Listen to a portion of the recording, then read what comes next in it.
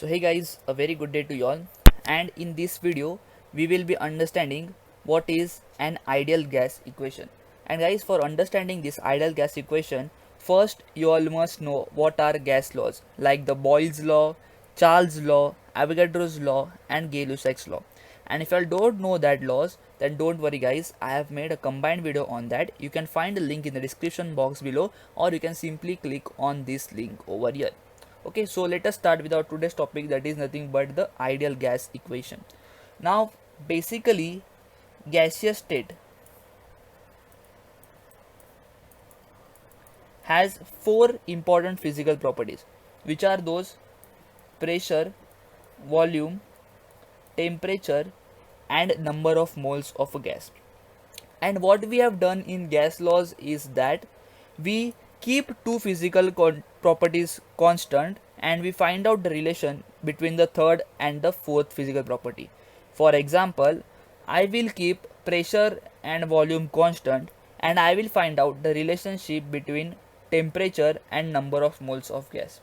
Now let us quickly revise what we have done in the four gas laws so that we reach to our destination, that is understanding the ideal gas equation.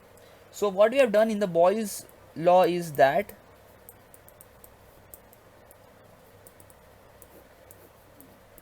we keep N and T constant. Now what is the meaning of this? We keep number of moles and temperature constant. We are not going to change the value of number of moles of gas, and we are also not going to change the temperature.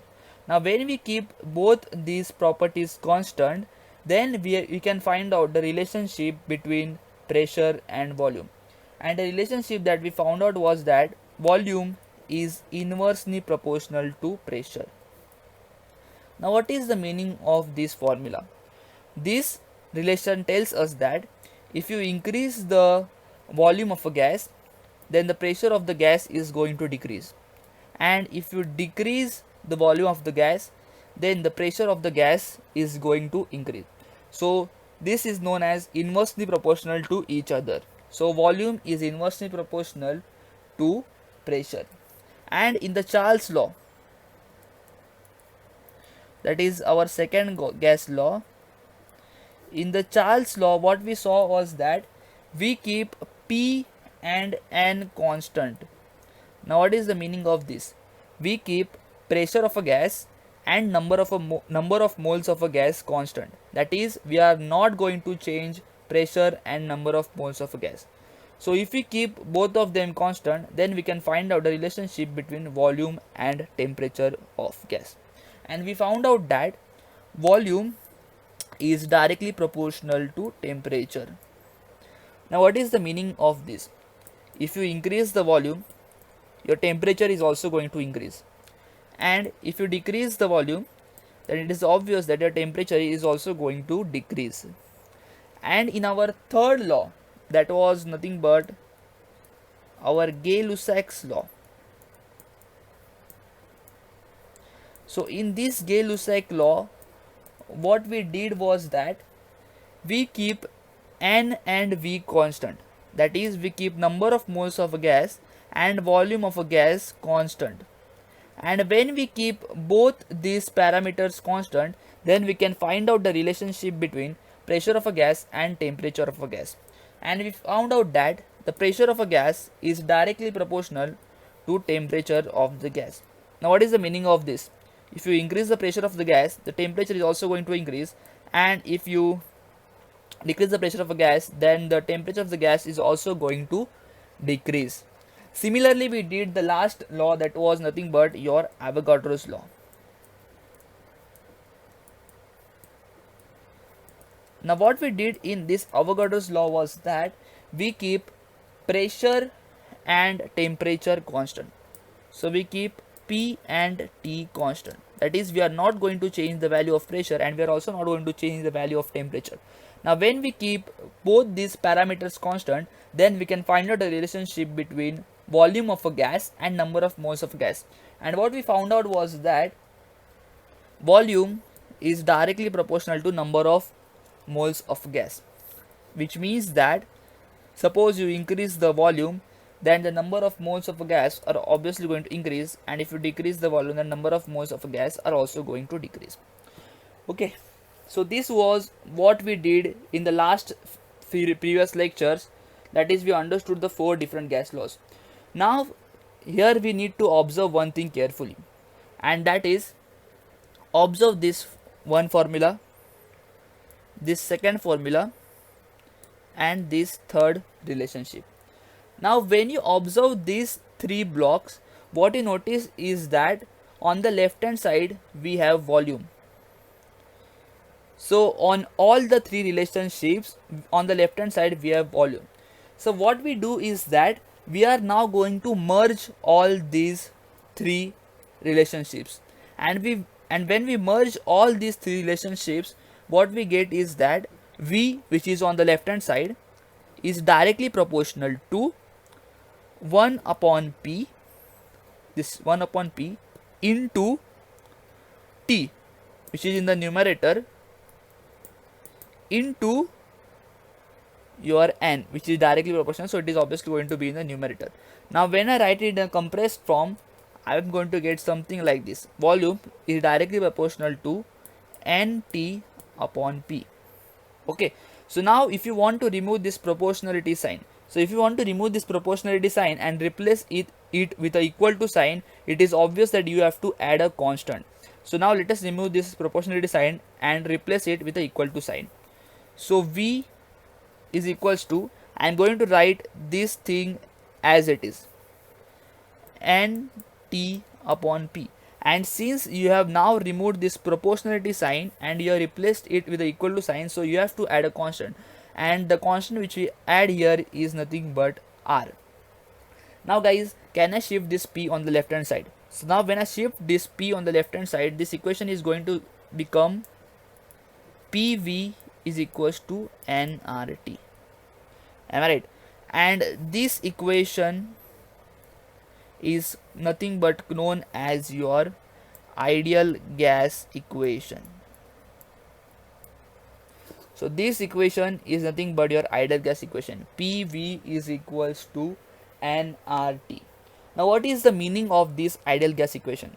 This ideal gas equation tells us that suppose you take any gas, whether it be your hydrogen gas, chlorine gas, any gas you take in this universe, this has to follow this equation, which means that if you multiply pressure and volume and you get the answer of a left hand side, and when you multiply N, R and T of that gas, you get the right hand side.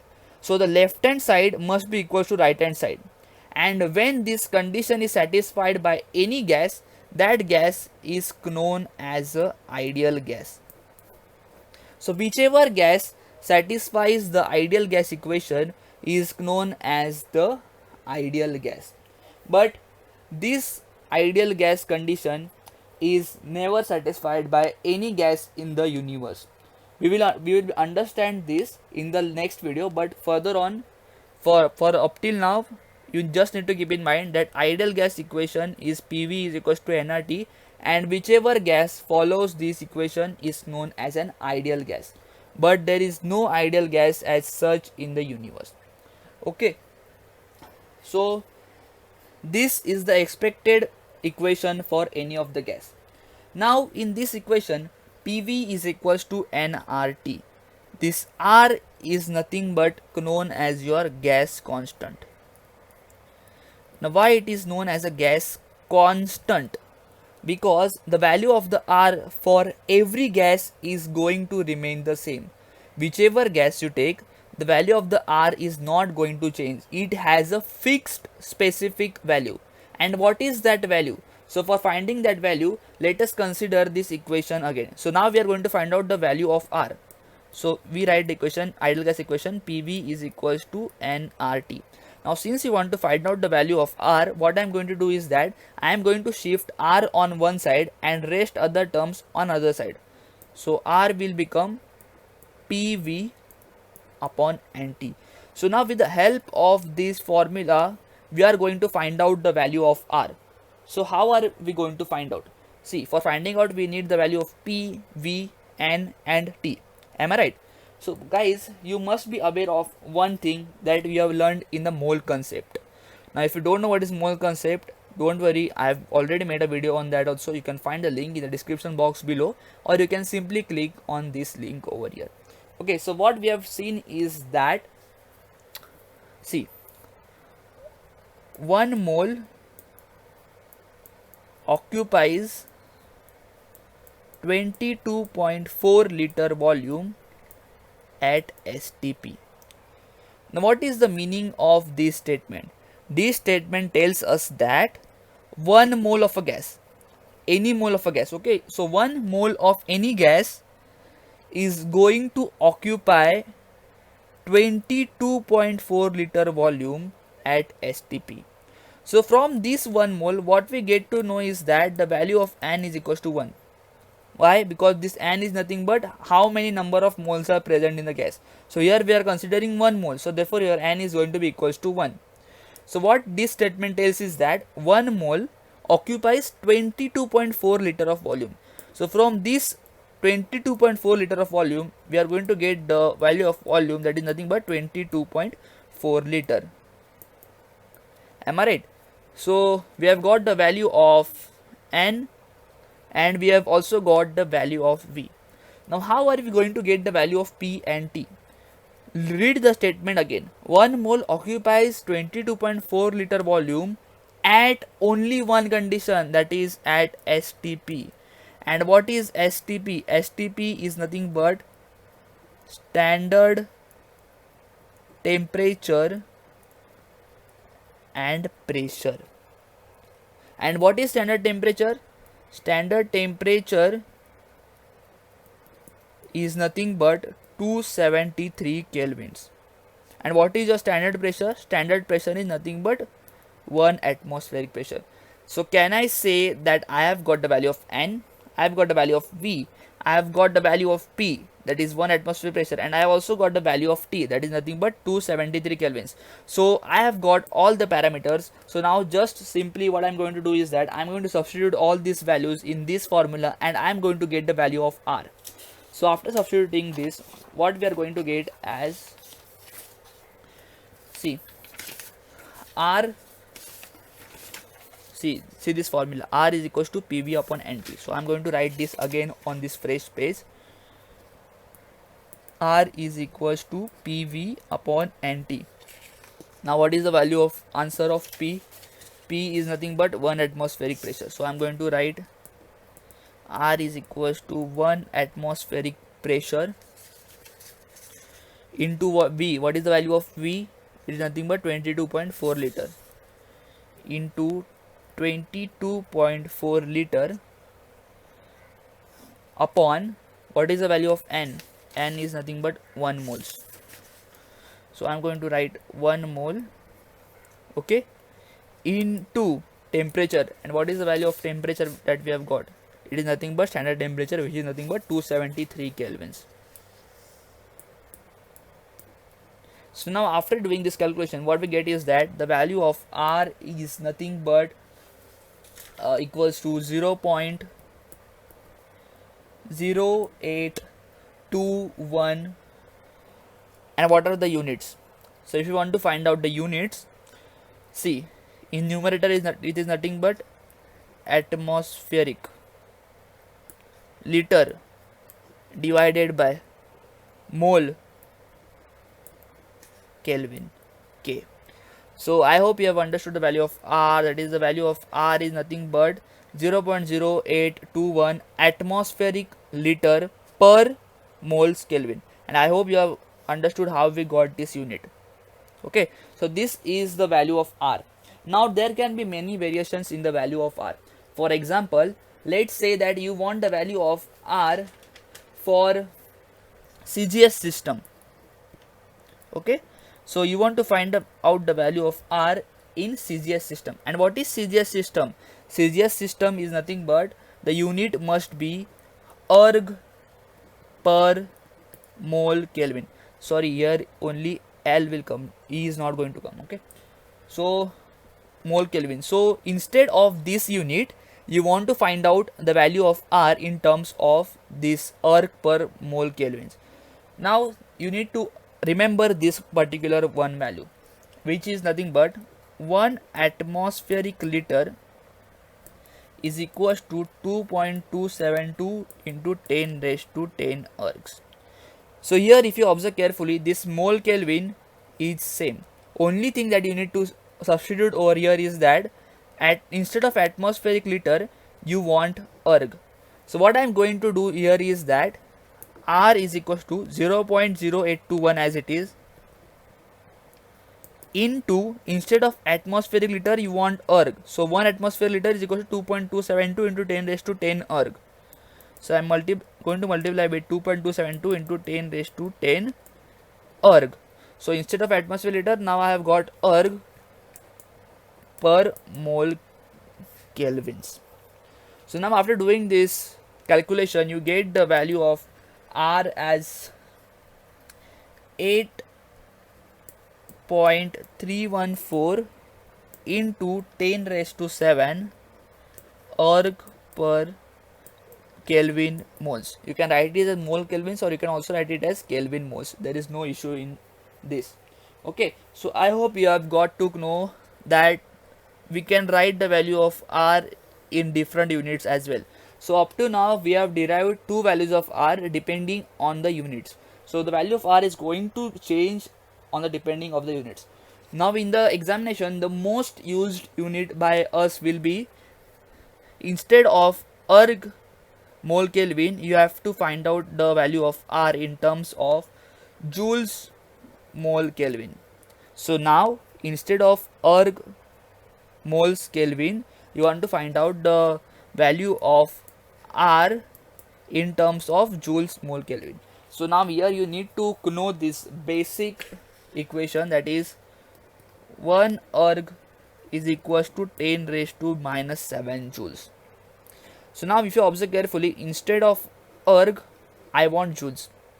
So the value of R is going to be equals to 8.314 as it is, into 10 raised to 7 as it is, into, now instead of erg I want joules, so I am going to multiply by 10 raised to minus 7 joules per mole Kelvin. Now after this calculation I get the value of R as 8.314 joules per mole Kelvin. So here we have derived the third value of R, that is nothing but 8.314 joules per mole Kelvin. Now guys, there is one more variation, and this variation is required basically in a JEE main examination or a NEET examination, and that is nothing but you have to find out the value of R in terms of calories per mole Kelvin, which means that instead of joules now you want it in calories per mole kelvins. Now here you need to know this basic again equation, that is 1 joule is nothing but equals to 1 upon 4.184 calories. So now since instead of joules I want calories, so what I'm going to do is that R is equals to 8.314 as it is. So now I have to replace this joule. So I will replace the joules with 1 upon 4.184 calories into 1 upon 4.184 calories per mole Kelvin, and this value you get something as 1.987 calories per mole kelvins. So guys, I hope you have understood the basic formula of an ideal gas equation, that is nothing but the PV is equals to nRT, and we have also derived how we can get the value of R. Now guys, there is one more slight deviation here, is that in this formula PV is equals to nRT. Okay, I will help explain you now. See, PV is equals to nRT. Now suppose, let's say I take one gas. Okay, so initial pressure of gas I assume it to be P1, initial volume I assume it to be V1, and number of moles I take it as N only, and R is going to be same for the all gases, and T1. So we have taken one gas whose pressure is P1, whose volume is V1, and whose temperature is T1, and number of moles of that gas is nothing but N. Now what I am going to do is that I am going to keep number of moles constant. I am not going to change the amount of that gas. What I am going to do is that I am going to change pressure, volume and temperature.